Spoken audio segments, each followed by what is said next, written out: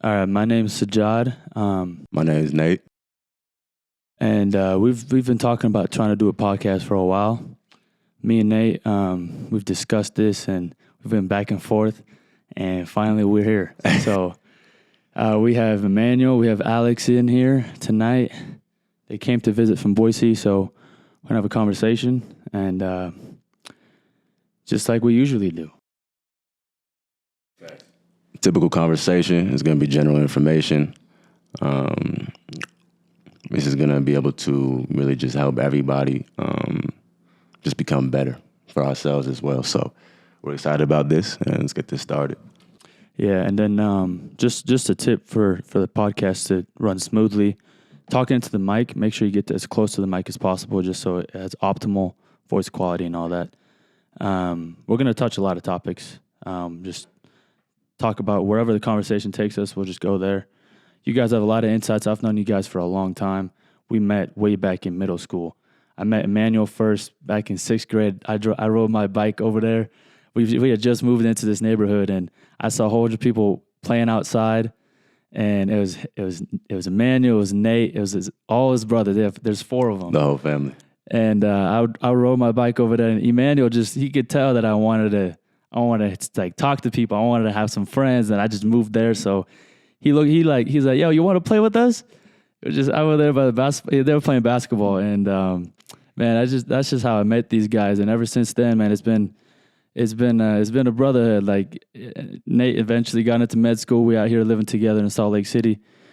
But yeah, man, I've known you for a long time. I've known Alex for a long time. Me and Eman fell off for a little bit in high school, but we came back together.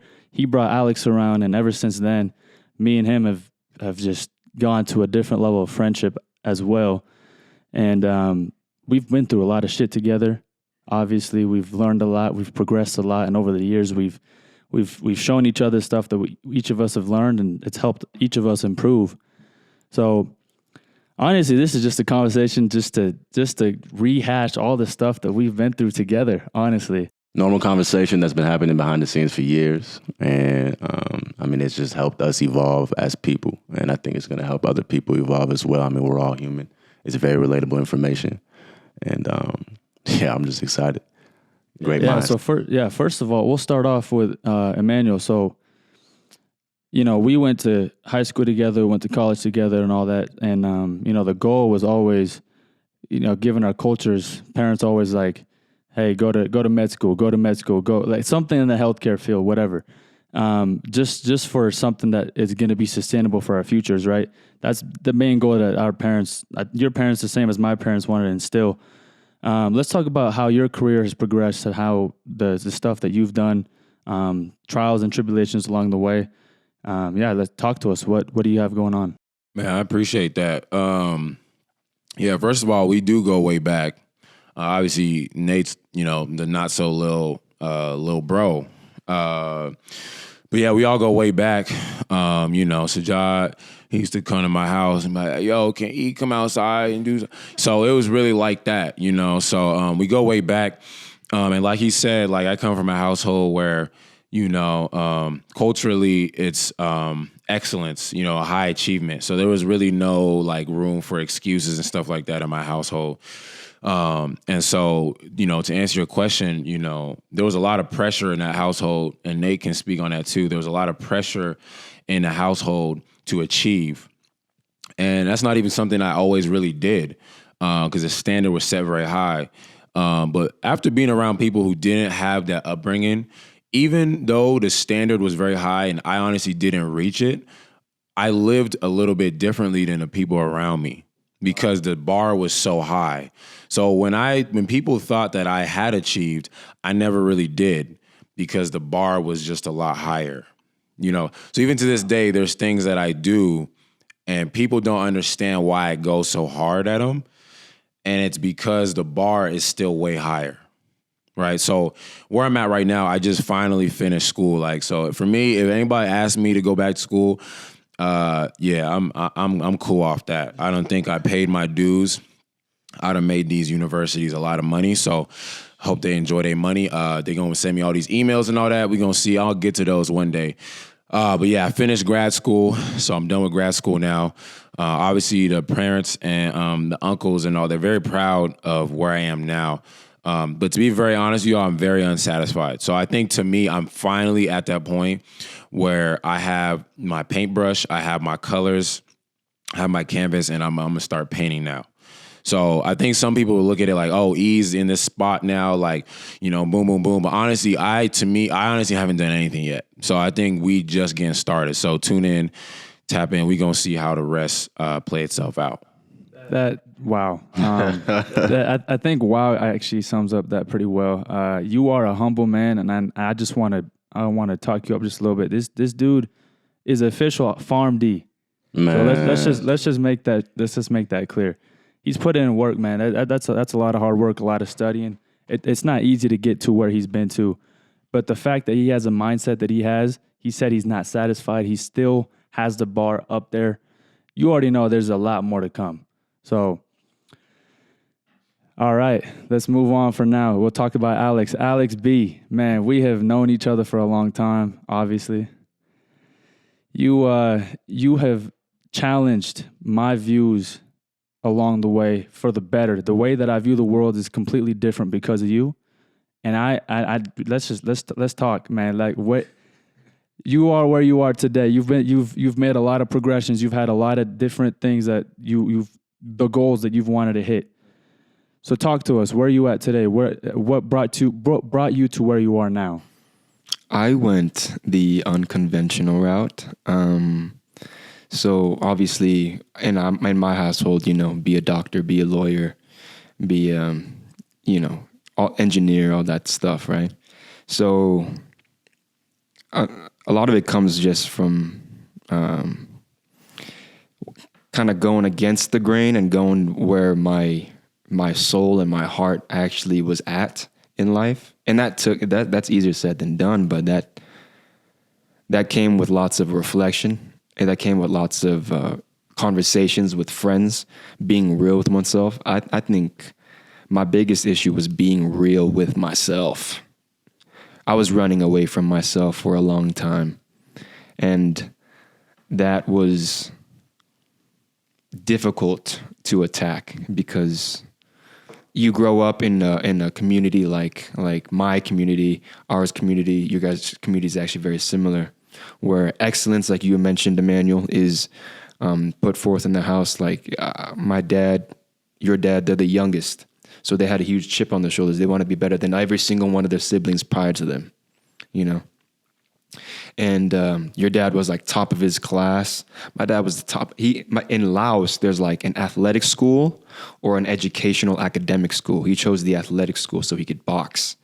And like he was top in his community.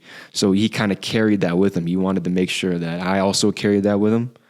So a lot of the pressure and stress that I felt growing up, it was basically building me to become what I am today. So when people kind of like sense the, I guess, intensity or like aggression from me, like, yo, that's intense, that's aggressive, or whatever. Like that's like it's a little too much sometimes. It might be overly abrasive, but they don't understand what it was like in that house, So, and sometimes there might have been to a certain extent, like maybe uncomfortable amounts of pressure that maybe not a lot of people get to experience, but I wouldn't have had it any other way because it was all destined. I think it was destiny. I believe a certain part of destiny is like I was born to be great. So, and I believe that wholeheartedly. I don't want to just be good, I don't want to just be good. Yeah, I want to be great. I want to be in that conversation of greatness. Yeah. So that's me in a nutshell, man. So I appreciate it. Yes. I think that's to sum up what's going on here is the topic of drive, motivation, and internalizing those things. One thing I will say is without drive, there's an immense amount of indolence within your life as you go about your life, as you impact other people. And what these two are speaking about, Emmanuel and Alex, is that drive that really creates a movement, right? I mean, and I mean that in the literal manner, because without drive, the car doesn't move. You feel what I'm saying? Almost corny, but it's just so literal. And you can't like buy drive at the store, you know? Like I heard Eric Thomas talk about that. You can't, and motivation is fleeting. Like you get motivated from the smallest things, you know, you get motivated from outside exterior places and people. And it's like, but like real, true drive, you either have it or you do not, you know? You got it, and you know it in your heart. That's actually a wonderful thing that you bring up. Either you have it or you don't. Yeah. And you know, honestly, that's something that I struggle to try to understand from a very young age, because you know, just me and my family. Just if you take a snapshot view of my family, and you know, this is no offense to my brother or my sister, but you take a snapshot, you take a view of it, and you try to figure out how each of us ended up differently the way we did. It is almost baffling as to like how different it truly is. From a young age, I knew that I had this weird drive to just get what I wanted to get. I couldn't explain to this day. But the reason why we're all here at this table, all the stuff that has accumulated up until now, we all share that same thing. I know that for a fact. That's why we're still here. Yeah. Man. Yes. If y'all don't mind me adding in, I mean, we went there already. I thought it was gonna be like 20 minutes, and then but Nate just, you know, took us there. So, you know, drive is so interesting, and you just mentioned, Alex, that motivation is fleeting. And so a lot of people consume all this motivational content and think that, you know, it's just going to stay with you. Like the video is cool, and then the next day happens, and that feeling is gone. So the question becomes, are you still going to do it? And I'll be honest, I have struggled and continue to struggle with this same concept. So I've been able to achieve certain things without really being complete in my drive. So I've understood that I've had moments of excellence, but the people that I'm competing against, or the people that I want to surpass, they don't have moments of excellence. They are excellent. They are that, right? And so I've been trying to figure out what it is. And, you know, it's really interesting because you said either you have it or you don't. And what's interesting is that you can actually decide to turn it on, right? You just are going to decide to do it. It's almost like when you decide to not go to the gym or decide to not do anything you're supposed to do. You literally can just decide to do it or not. But if you look at the last like 90 days, if you decided to do it 89 out of those 90 days, you're very different than the person who decided to do it 12 out of those 90 days. And then that person who did it 90 out of 90 days, those people are all very different. So it's actually a decision you make, right? You're not going to have that feeling. And I'm telling you guys this because I've been studying it in myself and other people. I'm not even where I need to be. Not even close. But the people that I say that I look up to, the people that I want to be on the same level as, I'm realizing they're doing it 85 out of 90, 86, 99 out of 100. Like, that's the level we're talking about.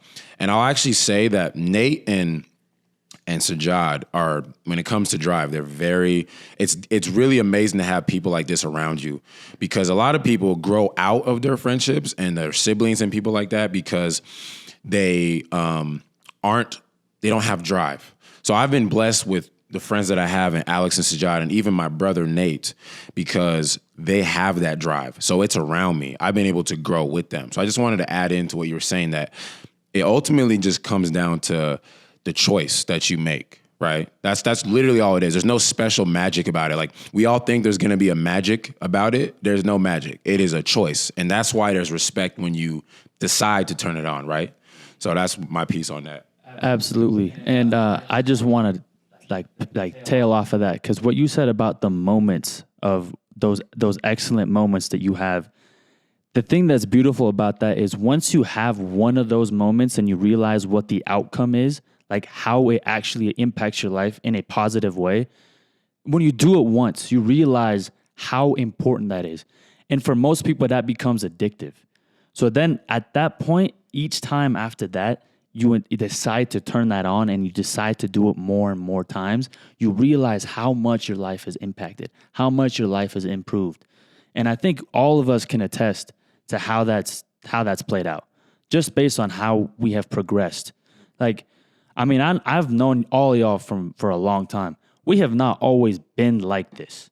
We have not always been at this kind of mindset, at this kind of position in life in general. And well, so you're touching on something that's really fascinating. Okay, so obviously I never got to mention what I do. I guess that's somewhat important here is that I am a creative. I do, creative performance. I do performance art. I'm an artist, but I'm also a scientist at the same time. Like I question things. I question everything.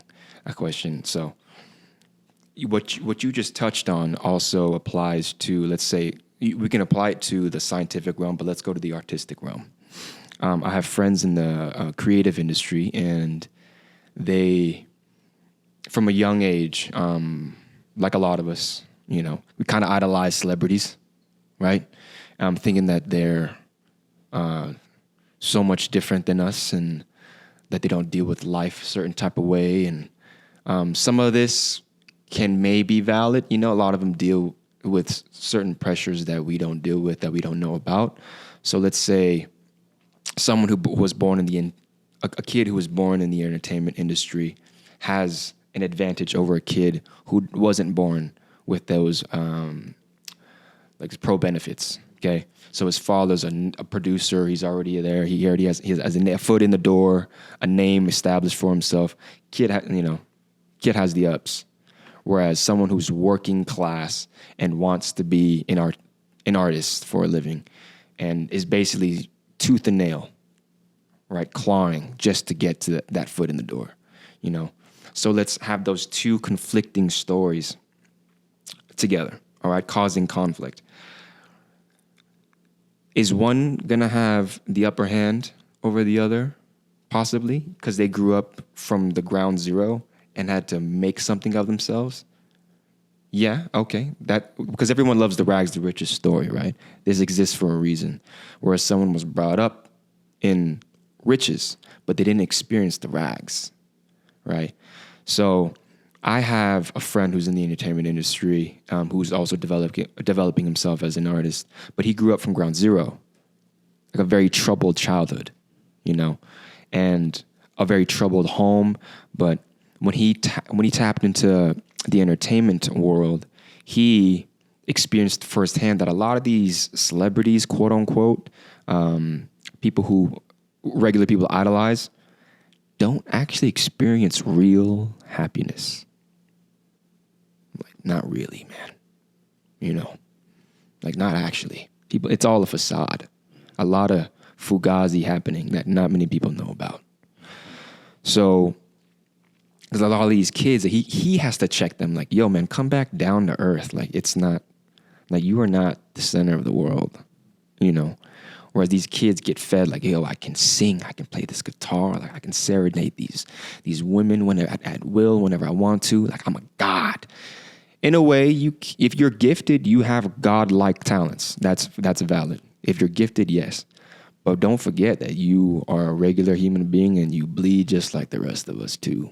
And all those riches can flip when you least expect it.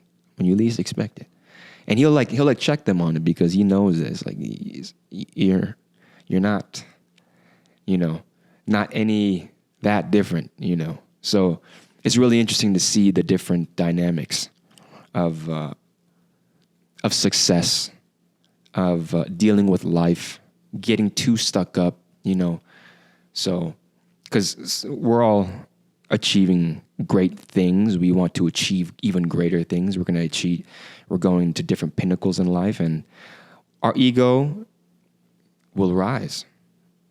But the higher you go, the longer you fall, right? So I think a good checks and balances, what we're doing is a good checks and balances because we're talking about it. I think this is healthy. This is a good thing that we're doing. So that we don't get too stuck in our mind, because our mind can be our own prison.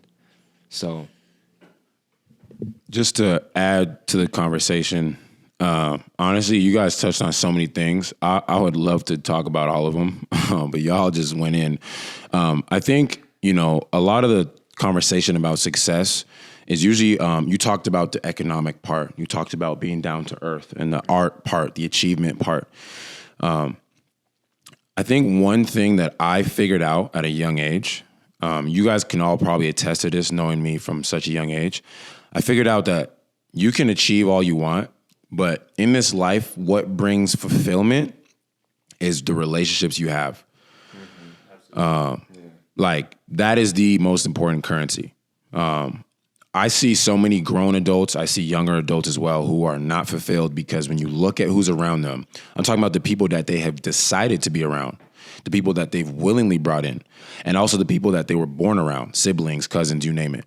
I look at what they invest into those relationships, and then I look at what they invest into their career and you name it, what they love to do, hobbies. And I see massive imbalances. No matter what I'm doing, I can guarantee you, it doesn't matter how much time I'm spending with the people that I care about or the people in my various circles, but it's the quality of the energy that I put into those relationships. The reason why I'm friends with these dudes right here from middle school, y'all know how hard it is to maintain those relationships and maintain them at a high quality. I knew at the end of the day, if I didn't have certain people around me, whoever they were, shout out everybody that this applies to, I knew I would feel empty. So I made sure that I prioritize those things. That doesn't mean I'm not doing the things I need to do. I'm doing that. But I also know if today was my last day on earth and I'm breathing my last breaths of fresh air, I'm going to be thinking about the relationships. That's what I'm going to be playing back. So I prioritize that because that's the first thing you're going to be thinking about on your deathbed. Right? That's literally what you're going to be playing back. So when I live my life, I want to achieve certain things, but I understand when it comes to the word success, I'm actually thinking about the most important things to us. And that's being in tune with the reality of the situation. I think a lot of people are caught into material stuff or success if it means economic stuff, and they might have all that. But if you don't have certain relationships around you, you'll wish you did. And some people have gone so far to the point where they can't actually even get those type of relationships. So they just sit there. So that's why some people that have money will tell you money isn't everything. Money can definitely solve a lot of problems, but this is just one it can't. So you have to be very cognizant of that. Don't get too caught up in this Hollywood stuff or all this IG stuff, TikTok stuff. Don't get caught up and forget about what life is all about. Because if you have relationships around you that matter, that you can pour into, people you can take care of and provide value to, you have more than you think. Now go and get that money if that's what you want to get. But if you have that, man, you might have more than most people, especially here in America. So I just wanted to touch on that. And then additionally, to add to Sajad's point about excellence and success, what I respect when I see people doing anything, like obviously we all do different things. We all have different hobbies, is the will to want to succeed, because you have to pay a cost. Like if you start a garden, the plants are not just going to grow. It doesn't matter what you really do. It's not just going to grow. You have to till the soil, fertilizer, take care of the parasites, water the things, right? Then you get a result. And depending on the quality of the work you did, right, depending on the quality of environment, you might get a different product. That's why you can go get fruit and vegetables from any garden. It's not all going to taste the same. Right. So what people respect the currency is your will to sacrifice for a certain result. That's the universal currency. So that's why those success stories, everybody's all dreaming about them, because everybody knows what was required and what had to be sacrificed to get there. And even though people know that, not everybody's actually willing to sacrifice and do that. And not everyone who sacrifices the adequate amount actually gets there. Right. Just because you try your hardest, that doesn't mean you win. And so that's why people, glorify these stories. But like I said, the most important thing at the end of the day is the fulfillment you get from the relationships around you. I'm not going to lie. A lot has been said since I last spoke. I'm not sure where to start, if I'm being honest. Very multifaceted conversation. But I will bring up a couple quotes from a few back in the day European people. So one thing I would say, just to, I guess, support what Emmanuel is saying, is that adversity is the first path to the truth. And I think specifically what I'm referring to from what Emmanuel was talking about was sacrifice. Sacrifice is not easy. We are territorial mammalians. We just want, right? We're greedy to a degree. It could be mild, it could be moderate, it could be severe. But when I speak about adversity, or at least within that quote, I think I'm referring to us as human beings making sacrifice. That itself is adversity, in my opinion, because of how much we just want. Do we need it? What we want, do we need it? We may not, but we want it. And that want is much stronger than like, oh, I realize this is all we need. So that desire impedes us from even wanting to go through that adversity. But anyway, so adversity is the first path to the truth, just to speak on what Emmanuel said. And then another thing I wanted to mention was man is condemned to be free.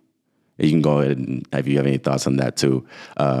Man is condemned to be free. I actually already forgot what he said within that spiel that I was going to refer to with that. But I'm glad to hear you guys' thoughts. Prison-like. It sounds quite prison-like. What do you think that quote means? Once again, it's like a blob. It's splattered everywhere. It means so many different things to so many different minds. But condemned, right? So I can kind of see the direction of that quote. Our freedom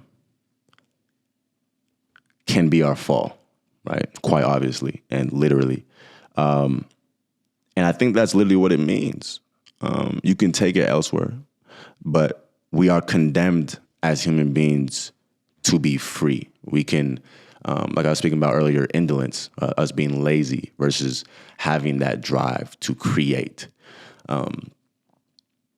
If you don't have that drive, if you're not picking up motivation from different places, that fleeting substance of motivation, you can quite literally be condemned. It's a prison too. It's a negative cascade that just continues to build up and build up and build up. And guess what? It can get addicting. Go ahead. What do you think? Yeah, no, when I hear that, when you say man is condemned to be free, is that what you said? So when I hear that, in that statement alone, I hear the words, the thing that rings in my head is condemned and then free. So when I hear condemned, I think negative, right? Yeah. But when I hear free, I think positive.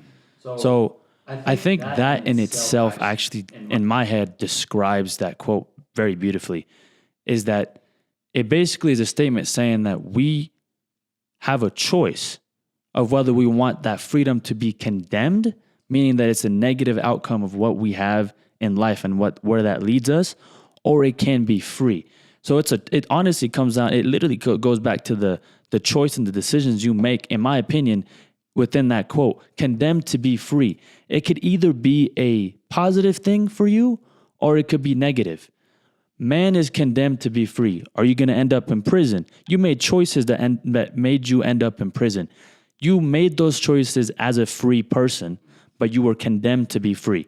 Now, we're not going to get into the whole prison politics because obviously that's a whole spiel that I know Emmanuel could go in on for about a couple days.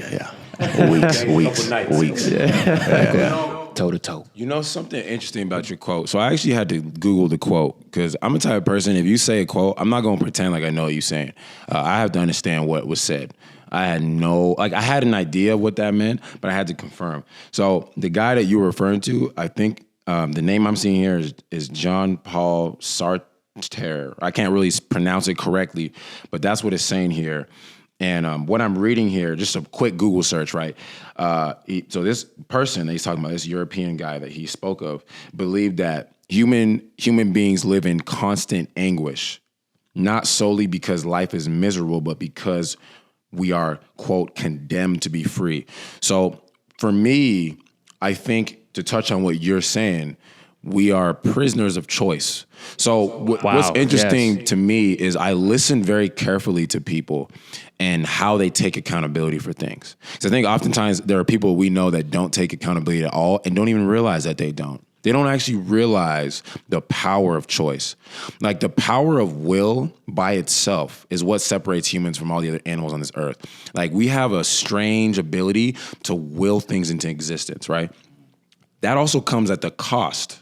That also comes at a cost because you can will things into existence, what you do is actually your fault, right? Even if it's not your fault, right? But that's how powerful a human being is. One of my mentors in undergrad, she got in an accident. That was not her fault, and she was paralyzed, permanently paralyzed from the waist down. And I knew something had happened to her, and I didn't want to ask her. And at some point, I was like, man, this is eating me. I want to ask her. I asked her. And the vibe in the lab changed. And she's like, I asked her, what happened. And what she told me was, sometimes you have to pay the price for decisions other people make. I'm the type of person that likes to take accountability for everything I do, but other human beings are also powerful. So they can actually change your fate from their decisions. We can talk about drunk driving. We can extrapolate this to other things. So you're powerful as a human being because you have choice. You're also responsible for the things you do because you have choice. Same thing happens with the other human beings. They can actually affect your life because of their choices. And that's why community is important. Because in America, we're all about, everything you do is about you. And like, that's cool. But that does not include the consequences of other people's actions. So that quote is so powerful because it's like, people are so much more powerful than they think they are. And you might be condemned because of that. You see what I'm saying? So, yeah, you have freedom. You have freedoms. I think increasingly less, but you have them. But you also will carry the weight of that freedom because freedom isn't free. There you go. Wow. A lot to unpack just from that, or a lot was unpacked from, I believe, maybe a 5 to 6 word sentence. Words are potent. Can't say it any better. So I think a lot of people, when you ask them what they want out of life, sometimes freedom is one of those answers. And like, what is freedom to them? You really don't know. But freedom in its essence sounds like you have free will to choose, right? So I guess a part of them feels like they don't have that much free will to choose. So that answer to that question is really intriguing to me because I want to know where that's coming from. Like, because to have real freedom, you do have to have boundaries and you have to have borders. So like, otherwise, it's utter chaos. And so I'm trying to understand whether they want chaos or do they want freedom, because freedom exists because of borders. So that is intriguing to me. Yeah. I love that insight. Yeah, that's why I brought up that quote. There's so many details that even after talking about this quote for maybe an hour or two, just this quote, which won't happen, there's still minute details about us as human beings that can change the meaning of this thing, of this quote. Love what you just said, Alex. Yeah, that conversation was very, very powerful. I think I learned a lot just from insights, just from all of you guys sharing about how you guys interpret that quote. And obviously you shared a lot of good information just based on who the person that made the quote had to share about it, which gave a lot of good insight on it. So I guess the next thing I want to take this conversation in a direction where, so initially we talked, I brought up you guys and I brought up, how we've known each other for a while and the progressions you guys have made and where you guys are at now. I guess I want to push it more and kind of discuss, like, obviously there's a reason, and we kind of talked about this a little bit, like the drive and like kind of the innate aspect of it. And I kind of want to just circle back because I think it's a very powerful thing. especially on an everyday basis, for you guys to want to continue to be better, right? And just me knowing you guys, I don't know where my life would have gone if I hadn't known you guys growing up. To be completely honest, I really don't. The amount of conversations that we've had, just like this, which is why it's so amazing that we're actually able to record this and share this to other people, because I've gained so much, because I've been through certain things in life that I needed other people's insight on. I needed other perspectives, and you guys had a lot of unique perspectives growing up that I would have never gotten anywhere else. And I think that a lot of that, it plays into the difference in terms of like how I ended up, because my family personally has been through a lot, and my siblings have been through a lot, and I've taken a different projection from like my siblings, and like it just blows my mind when I see it, when I talk to them, when they talk to me. I have an older brother who actually over time has started to look up to me just because of the stuff that I have learned, the stuff that I have kind of taken in, and I attribute a lot of that to the people around me, and obviously because I was given those opportunities to learn. So I guess my primary question for y'all is, what drives you guys today? What is it that makes you guys get up in the morning to get to what you want to do? Because I know, Alex, you're about to go move to LA, and you're about to make some big moves in that industry. And I know, Eman, you just got done with school.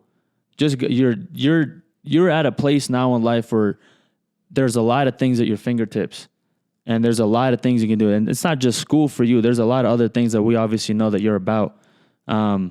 Both of y'all, actually. So I want to know, what is it when you guys wake up in the morning? What's the first thing that goes into your head? Like, what's the first thing that drives you? What is the first thing that comes up?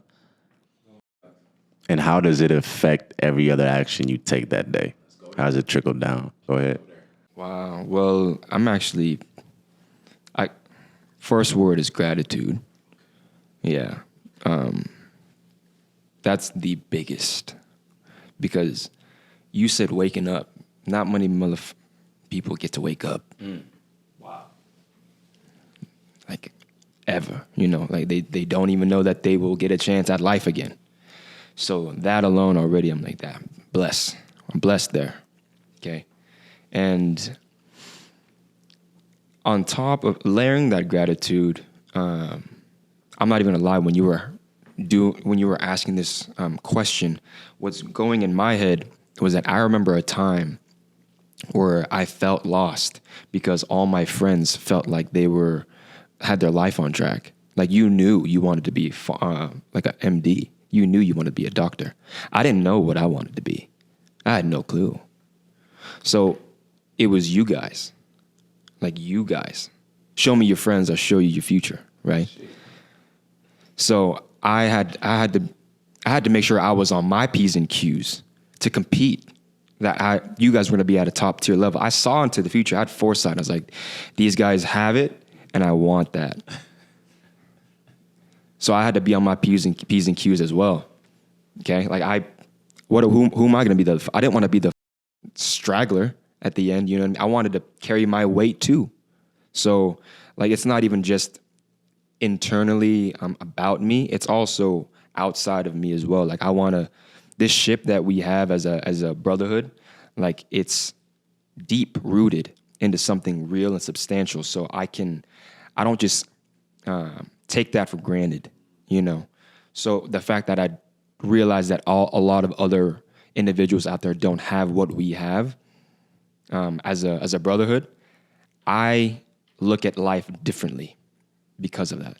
So if I'm going to uphold those like brotherly values, I have to do my work too, man. I have to take care of my end, And whenever you need me, I'm there. Whenever I need you, like, you'll be there, and I can rely on you, because I won't always be strong.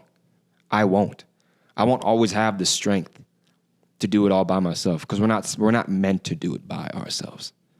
Beautiful. So that's that for me, man. You could just cut that clip. That whole thing, this it might be podcast done right. Yeah, shout out Alex B, man. He really went there. I was smiling while he was saying that. Well, actually, first of all, it's a job, man. Y'all, that man right there, I've been telling, listen, y'all don't understand. I've been telling this dude he had a way with words, right? 'Cause English was not his first language. Y'all heard the way he asked that question? It was very quiet in here. We were like, that boy spitting. I was like, hey, we could have just left it there. I mean, it didn't have to end. He did that thing. Yeah. Like, and that man has been putting in work. You could tell even from the hand gesture, the body language. That man be in his bag. And I've been telling him this, and these days he know. But there was a time way back in the past he didn't know. So first thing first, beautiful, beautiful question. Beautifully worded question. Just want to make sure you know, man. You got to give people their flowers while they still here. You know what I mean? So Amen to that. now Amen. I got to give Alex his flowers because Alex, when Sajah asked that question, Alex already knew, oh, we're going to talk about gratitude because he know how powerful gratitude is. And he starts his days off with gratitude. I'm the same way. Right? I'm the same way. Yeah. I will wake up and there has to be gratitude. Like he said, you alive, man. You are alive. People don't understand. To be alive is your body and your cells fighting literally for life. Life is not something you deserve. You fight for it. We had a very deep discussion about this yesterday. Each cell in your body is fighting for life. If it fails, it dies. You have cells in your body that will die if they fail to fight for life. So life is something you fight for, right? So to be grateful in the morning is a great way to start off your day. Now, don't get me wrong. Some of y'all are going through some very terrible things. I'm not saying in any capacity that you should dismiss those things. But life has this weird thing where even if you decide not to go to work and lay in your bed, it will continue on without you. And even after your time comes to an end, life will continue on without you. We are all here today listening to this, and people were alive 100 years ago that are not alive today. The life just continued without them. So being grateful for where you are no matter what's going on, and I'm not saying that you're not going through anything. You might be, right? Even things that I might not even be able to comprehend, but life will continue without you, right? So to be able to pull yourself out of that and look at it from a bird's eye view and be grateful is an incredible way to start your day. So I agree with Alex on that. To answer your question directly, you said, why do you get up in the morning and why do you even do what you do? And I'll actually tell you guys right now, I had moments where I didn't want to finish school. I really didn't. And there's people around me that knew that. I did not know why I should do it. People think that everybody just knows what they're doing. I didn't know anything. I didn't know who I was. I didn't know what I was doing. Okay, but I had a sense of who I was. So I stopped running from that sense of who I was, and I figured something out. In addition to gratitude, I realized that most people don't actually know what they're doing here. And I'm really serious when I say that. Like, people wake up in the morning and don't know why they're here. For me, that hasn't really been the case.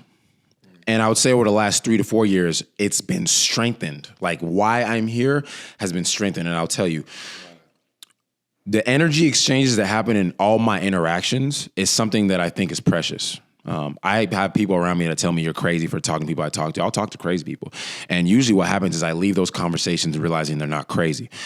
Maybe that makes me crazy, who knows? But my point is, I realized at some point is I'm the guy that goes to talk to the crazy people that y'all think are crazy, but I realize aren't crazy, but really they just have a perspective outside of the realms of society that they can add value to your life. I'll talk to them and I'll bring it back to y'all and I'll make it make sense. So that's what my job is. That's what I do. I'm the type of dude that'll make something that you didn't think was possible. So that's what I do. And I've been doing it for years. One day I'll talk in more detail about that. So I am blessed and grateful that I know I will wake up and do that each day. It doesn't matter where I work or who I work with. That's what it is. I bring that, right? And then additionally, I'll tell you, I have a job to contribute to society. I realized when I didn't want to finish school or when I didn't feel like I was being lazy and didn't want to work, I was trying to take from society. Didn't realize I was trying to suck from society, take from society. As a boy, that's what you do. As a child, that's what you do. That's a part of life, though. But as you transition into an adult, there is an unspoken duty for you to contribute to society.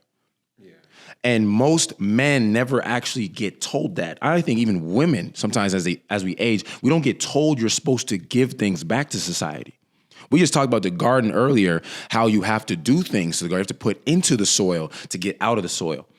So I was just taking from the world and not giving my weight to the world. So I wake up, in addition to being grateful, and in addition to knowing why I'm here, I know I need to give back to the world, right? Because I do take from the world, just like anybody else, but I need to give back to the world and to the community. So if you take anything away from what we've all said, and to answer your question, you have to be grateful, right? You have to fight for that. You have to work to try to know what you're doing here. Right? That answer might be different for different people. And then you have to understand that you do have a duty to give back to society. Now, you can ignore that duty and you can run away from it. And that's relatable.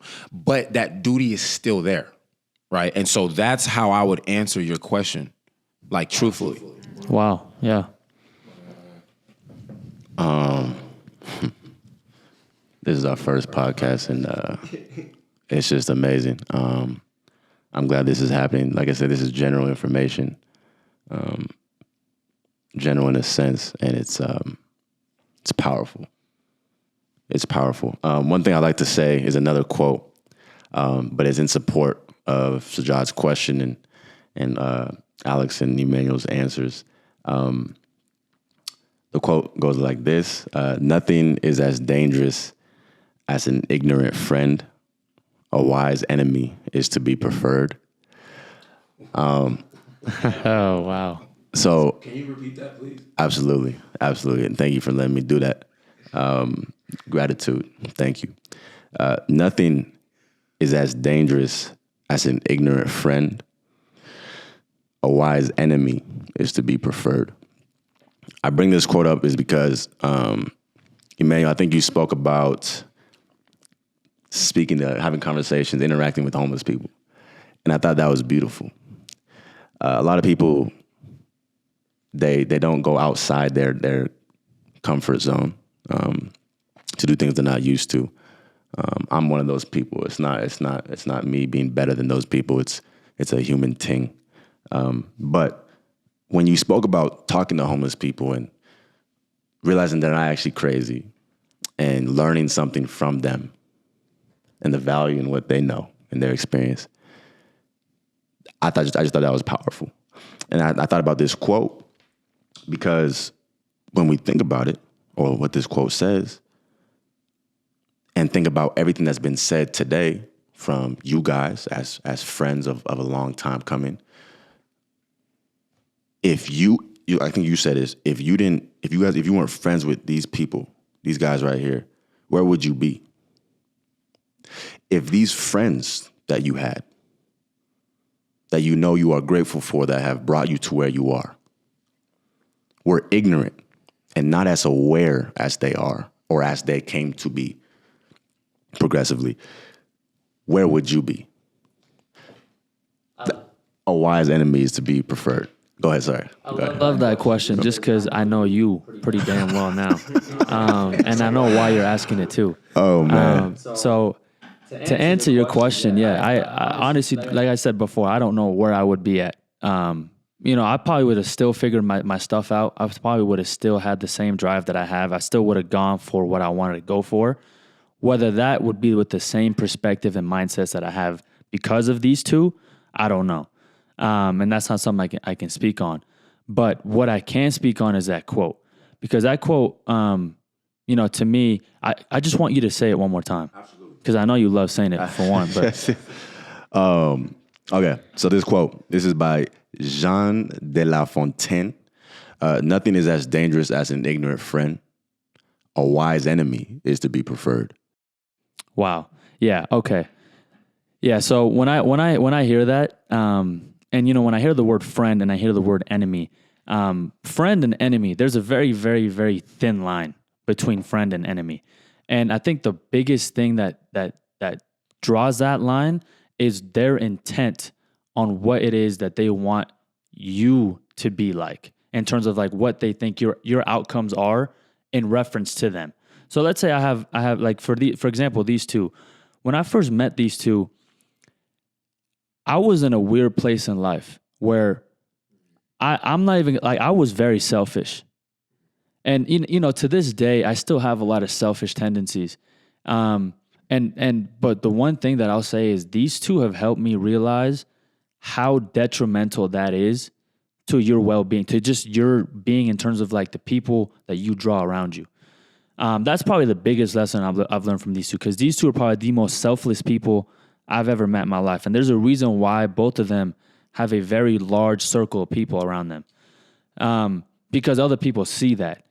And there's a reason why both of these people draw people like I've never seen before.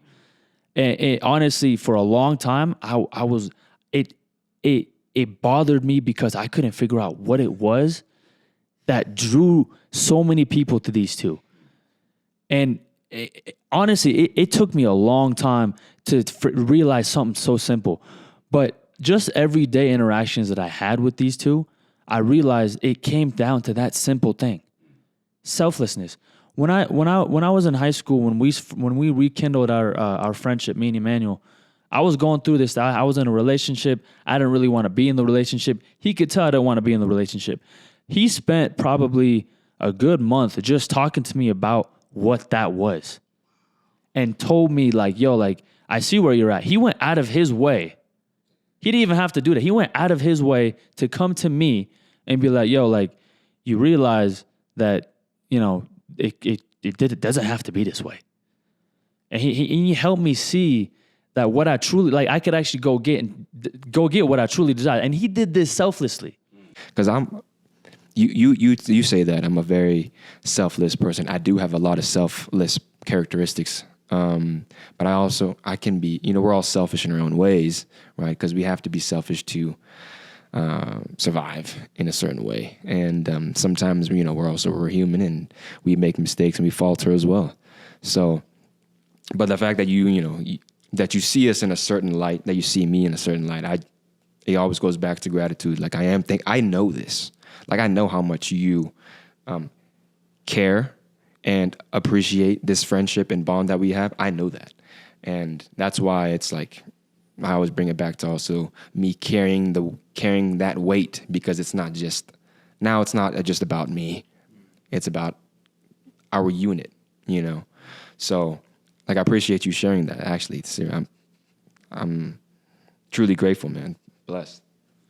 I'm just going to touch on, man, this dude's a job, man.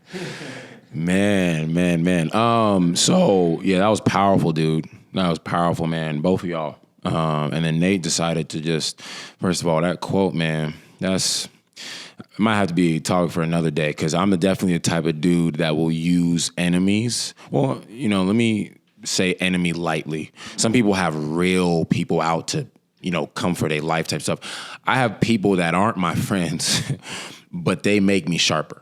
I'm very aware of how much time I need to spend with one or the other, depending on how sharp I'm trying to be. So I just want to say that was a beautiful quote. And the Sajjad just really took us there. He took us to the clouds. That was powerful. And then what you talked about when it comes to friendship and enemies and that fine line is very true. I think a lot of people that I see, grown adults, right, tweeting late at night or on Facebook about how they hate someone who they loved and spent 10 years with, that they were friends with, and how much hate comes out of them, right? Some people say love and hate come from the same place, things like that, like all these things. And then you talked about intent, right? Like, I have y'all best interest in mind, right? And that's why there's a lot of trust in this group, right? But I'll tell you something that I've seen in all my years. I'm the type of guy behind the scenes. I'll have, conversations, long phone conversations with people that are in crisis in relationships, with people they're friends with, or even in relationships. And I'll be honest, there's a common theme. So Alex, one of the most selfless human beings I've ever met, right? Even Alex can tell you, he just admitted that I have selfish moments. And that's one of the most selfless people I've ever met. Sajjad admitted he might have some selfish tendencies, but he admitted that being around Alex helped him in that atmosphere, right? I've noticed that when people are in a friendship, they have these crazy guards up, right? These crazy guards up, because a lot of people feel like everyone is out to get them.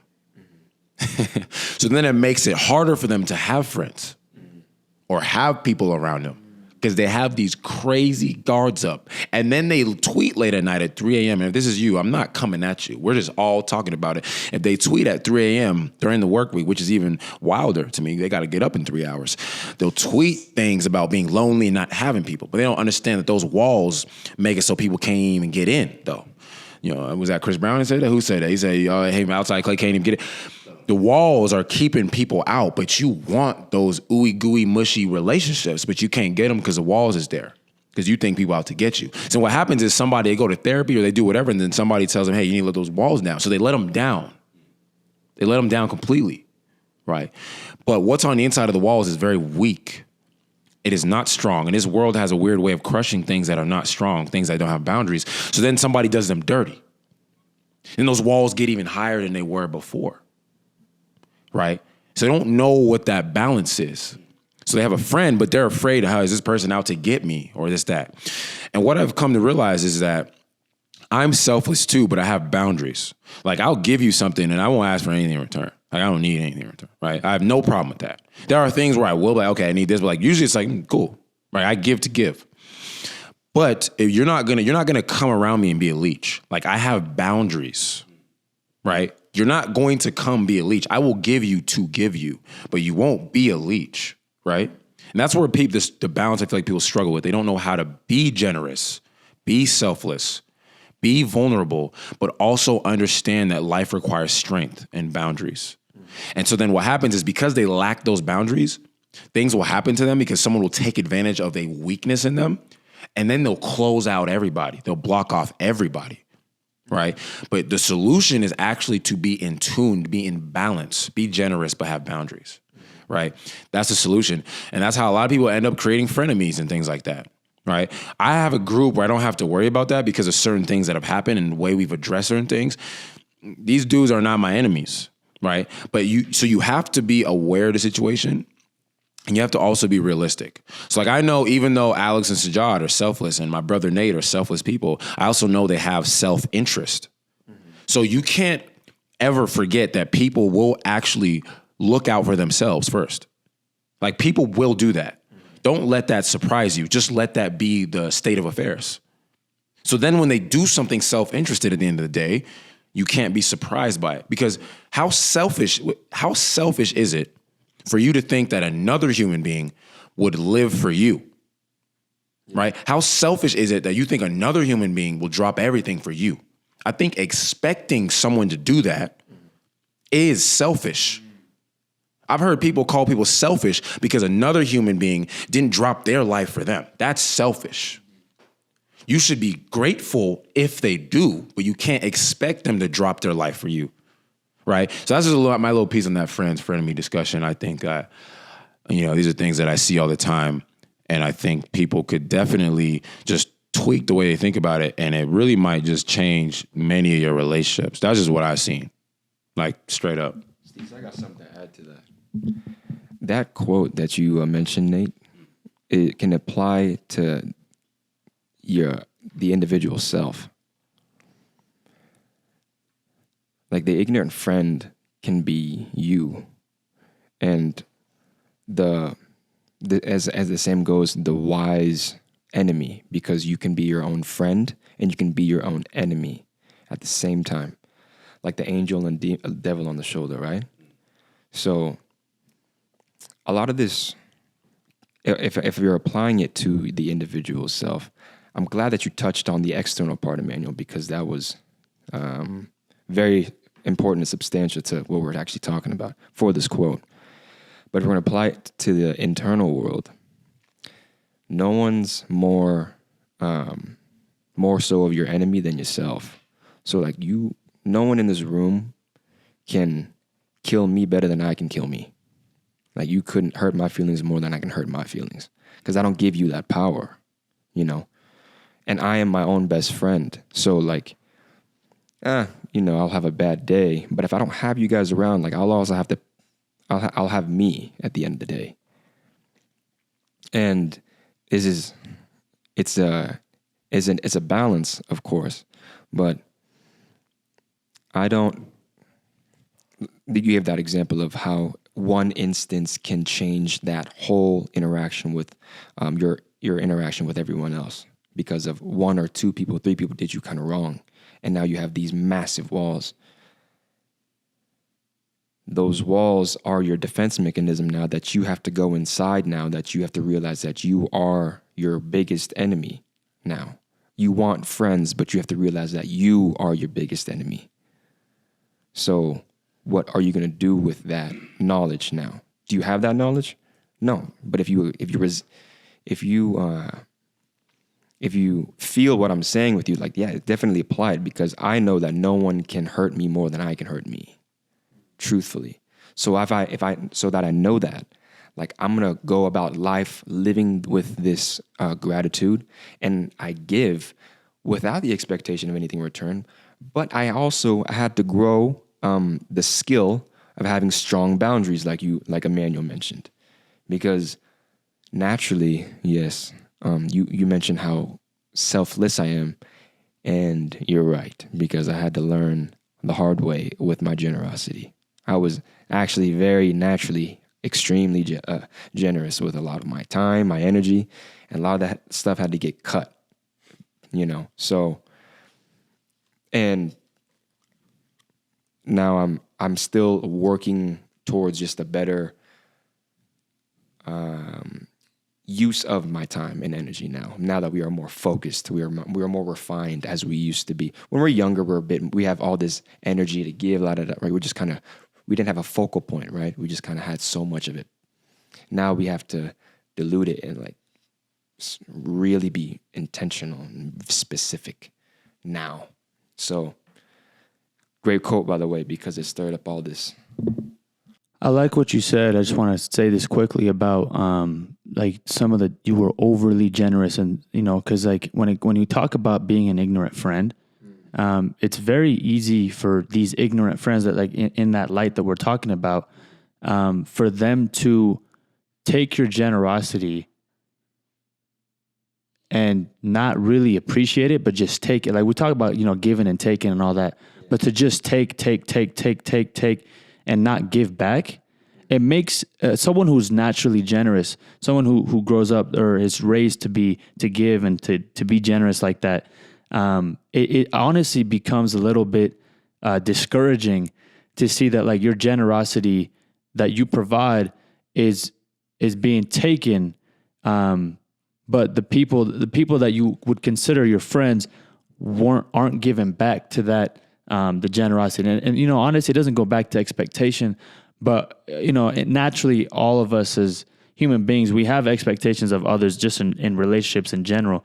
So if you're going to be generous, obviously you want the friends that are around you to not be ignorant to the fact that generosity comes with the price, because they're doing it for a reason, right? They're doing it because obviously they consider you a friend and they want to do that for you. But I say this because me personally, I've been through like I've been generous in ways that have been received and it just wasn't, I guess, appreciated in the ways that I probably would have expected, and it changed my outlook and how I would be generous, and I became more selective with who I would choose to be generous with. So yeah, just wanted to share that. Isn't it interesting how we can gauge the give and take? Like we don't really talk about it, but we have like the individual, we have like a gauge on the inside of our like soul in a way, like, because the soul is the giving, whereas the human part's selfish. The human part is self-indulgent. The flesh is strong, okay, but the spirit is very like existential. So that balance, that dance between the two is like, hey, I've been giving too much with my spirit, but it's being like, right, like you said, unappreciated, because whatever's happening inside them, it's getting convoluted, and you're not getting the same energy back. So it kind of just gets sucked out of you, right? Where you give that energy, and it's just getting sucked, and you're like, wow, like am I even contributing to this investment that I'm having between you is this, whatever our relationship is, you know? So it fascinates me because I'm not gonna act like I didn't have awareness when I was giving and I wasn't being given something in return, because I know like when someone's just sucking the life force out of me and my generosity. Like I can tell only because I gave so much. You know, I'll give more than I'll take. And I'll watch what happens, because we have to have discernment too, right? Not everybody can be in our circle. We can't have everyone eating at our table, right? So it's like you have to have discernment. You need to have good judgment of character. So, and that comes with, of course, time. It comes with pressure. It comes with circumstance. All that good stuff, right? It's just, yeah. Once again, a lot has been unpacked before since the last time I spoke. I'm not sure what to touch on. I might not even touch on anything. Beautifully said, Alex, Emmanuel. Any direction that you want to go? Yeah. I mean, I think we've had a lot of good conversation today. You know, that was the goal for this. Like when I sat down, we sat down a long time ago. I've been wanting to do this for a long time. You know, I have talked about this. I've internally talked about this, and I just know how powerful it is. Alex has been on the podcast game for a while now. Alexander the Curious George. Shout out Alexander the Curious George. What's up, y'all? Alex B in the house. Alexander the Curious George. Yeah, and you know, for me, my main goal was to just have we always had these conversations, like I said before, and you know, there's a lot that is unpacked. There's a lot that we gain from each other, and at some point, I sat there and I was like, you know what? Why not just share these conversations that we have that obviously I have gained so much from, that I have gotten to a place now because of the conversations that we've had over time, and how much of a positive impact it's had on me. So I was like, why not just share these things? And you know, it's always, obviously you guys don't live here. It's a pleasure to have you guys come here and have this conversation. It just all worked out beautifully to where we decided to want to start this. You guys decided to come into town. And this is the first go, and I feel like, you know, it was as expected, because this is just natural for us. We have these conversations on a daily basis. So I just wanted to thank y'all for this, because not only do I gain from this, I hope people that listen, people who actually genuinely listen to this, understand that there's something that they can gain from all this as well. You guys have a lot of beautiful insights to give, and obviously, you know, my co-host does as well. So, yeah, anything else, any last things that you guys want to share? I know you guys have a lot going on in your lives, a lot of things that you guys are doing. Anything you want to put out there that you want people to know about you guys specifically? Yeah, not a whole lot. Obviously, Alex has a podcast, Alexander the Curious George podcast. There's a few conversations that we've all had on there as well, so feel free to browse that catalog. I appreciate you guys for actually starting this. It's one thing to talk about, it's another thing to do it. So I appreciate y'all having us out here and then having us on the podcast. You know what I mean? For me, haven't really made moves yet, but just stay tuned. If you want to follow me on Instagram, Easy2Fresh. It's probably not spelled how you think. Everything is spelled how you think, except for the 2 is the number 2 and then OO. So Easy2Fresh. I'll update you guys on there as I step more into this space, as my brothers have done. But yeah, other than that, yeah, tap in on there. Appreciate y'all for having me on here. Yeah, and before you say, Alex, I just want to say that, yeah, on Emmanuel's Instagram page, Easy2Fresh, he shares a lot of stuff on his story. I've learned a lot just from the stuff he shares on his story. He goes from geopolitics to the current events to a whole bunch of stuff that's honestly, the insight and the perspective he shares is very unique. And there's a lot of people that I'm sure that he's personally experienced have reached out to him just because of the stuff that he talks about. Very insightful. I every time I take a chance to read those, when I have time, I always learn something new. I always learn a new perspective. So yeah, definitely give him a follow because you will definitely learn a lot if you haven't noticed already. The kind of insight he has to share. I did, before we left, I did want to point something out because this is the stuff that I research and I go into, is that I dive into things like, studies of the universe, and numerology is one of them, and how numbers have an influence on our day-to-day lives. So my recording here says 33, and 33 is a master number, okay? And something that actually every single one of us in this room shares is that we want to master something. And we are going to be masters of something. And not everyone's actually driven by mastery. They're not actually driven by mastery. They don't want to, it's not one of their main drives to get up in the morning. We were talking about why I get up in the morning as well. It's because I'm a master at something. I want to master a craft at life. I want to create things that will mean something to humanity, make you think something, feel something, appreciate something that you can use in your day-to-day life, right? So 33 is my recording. Mastery is something that we all share. And I'm just happy that we were able to be on this thing with, my fellow masters over here. So I am in utter gratefulness. So thank you guys, fellas, for real.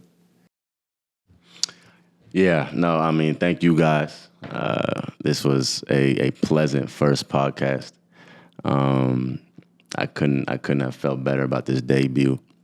I want to leave off this podcast, at least for what I'm going to say, with one last quote. As I said at the beginning, I think it was the first thing I said. This podcast is going to be full of general information and more, but it is multifaceted. That's the main point. So it can just touch on so many things in so many different people's lives. And with this general information, do with it as you will, but it is powerful, like I said before. And I think my point here is just to say that when we become aware, right? When we acknowledge something, when we become aware of our environment, the surroundings, and of information, that's the first step. But I like to call that the pseudo first step. Because in my opinion, the first step, the authentic first step, is utilizing it.